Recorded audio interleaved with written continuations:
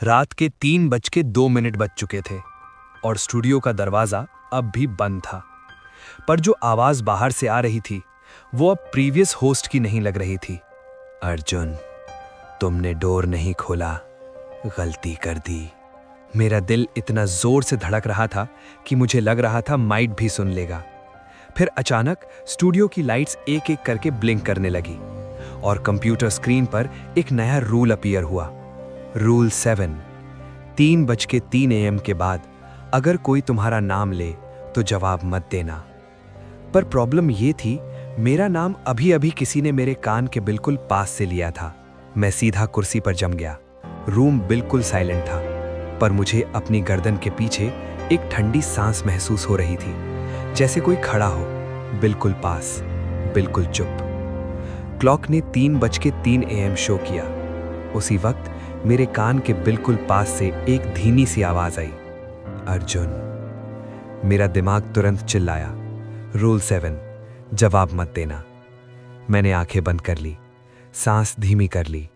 5 seconds, 10 seconds, 20 seconds. फिर वो आवाज फिर आई, अर्जुन, मुझे पता है तुम सुन रहे हो। इस बार वो आवाज मेरी ही आवाज जैसी लग रही थी, जैसे कोई मेरी रिकॉर्डिंग चला रहा हो।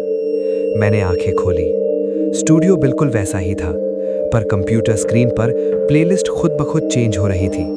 एक नया ट्रैक सिलेक्ट हो गया, अननोन ऑडियो फाइल। मैंने सिस्टम को टच भी नहीं किया था और फिर वो ऑडियो खुद से प्ले हो गया। स्पीकर से जो आवाज आई उसने मेरी रीढ़ की हड्डी तक ठंड डाल दी। वो मेरी ही आवाज थी, पर मैं वो लाइंस कभी नहीं बोला था। ये स्टेशन छोड़ के मत जाना, वरना तुम भी यहीं रह जाओगे। मेरा गला सूख गया। रूल 2 याद आया, अगर कोई गाना अपने आप प्ले हो जाए, सिस्टम बंद मत करना। मैं बस कुर्सी पर बैठा रहा। ऑडियो चलती रही। फिर अचानक स्पीकर से एक तेज स्टैटिक की आवाज आई और उस स्टैटिक के बीच एक और आवाज उभर कर आई। इस बार वो मेरी नहीं थी, वो एक बूढ़े आदमी की आवाज लग रही थी। अर्जुन, तुम्हें पता है ना प्रीवियस होस्ट का क्या हुआ था? मैंने आंखें स्क्रीन पर जमाए रखी, जवाब नहीं दिया। रूल 7। फिर वो आवाज फिर बोली, उसने भी रूल्स फॉलो किए थे, फिर भी वो यहीं रह गया। मेरा दिल तेज धड़कने लगा, क्योंकि एक रूल झूठा है। स्टूडियो की लाइट्स फिर ब्लिंक करने लगी, red white, red white.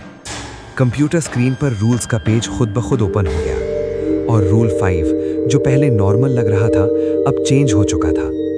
Rule 5 updated, 4 AM के बाद स्टूडियो से बाहर मत निकलना। मेरा दिमाग घूम गया। पेपर में लिखा रूल कुछ और था, तो फिर ये चेंज किसने किया? उसी वक्त स्टूडियो के ग्लास विंडो में एक रिफ्लेक्शन दिखा। मेरे पीछे कोई खड़ा था, लंबा, पतला, ब्लैक सूट में, मिस्टर सिन्हा। पर एक प्रॉब्लम थी, स्टूडियो का डोर अब भी लॉक था और वो कभी अंदर आया ही नहीं था। मैंने धीरे से आंखें बंद कर ली। रूल 4, पीछे मत देखना। पर रिफ्लेक्शन में वो आदमी धीरे धीरे मेरे करीब आ रहा था।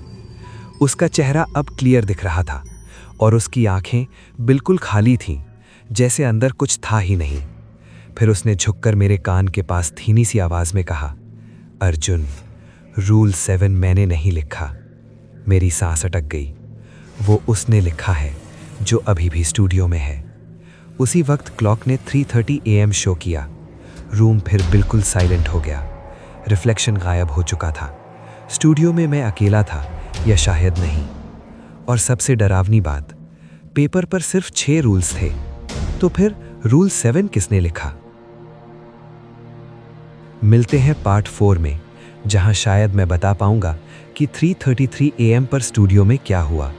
Good night. और अगर आज रात तुम्हें कोई आवाज बुलाए तो पहले चेक कर लेना कि वो इंसान है भी या नहीं।